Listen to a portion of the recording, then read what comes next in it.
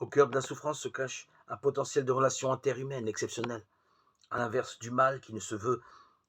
et ne peut être que destructeur.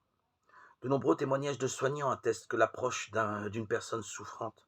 a été pour eux une expérience transformante et enrichissante, voire suscitant un désir de changer de regard et de comportement à l'égard des malades dans un souci de présence plus grande à leur côté.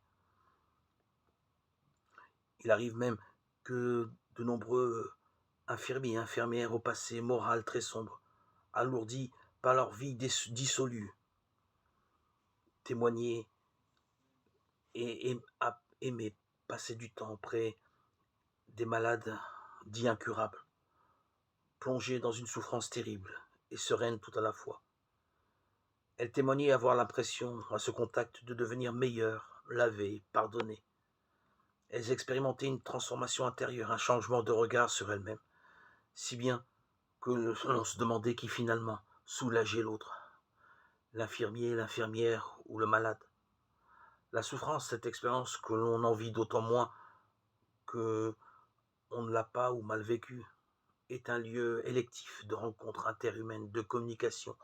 un lieu de haute densité à partir duquel des vies entières sont susceptibles d'être totalement changées, assainies, pacifiées, transfigurées,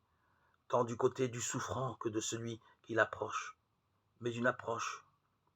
perdant toute distance, toute neutralité, une approche qui se nomme compassion.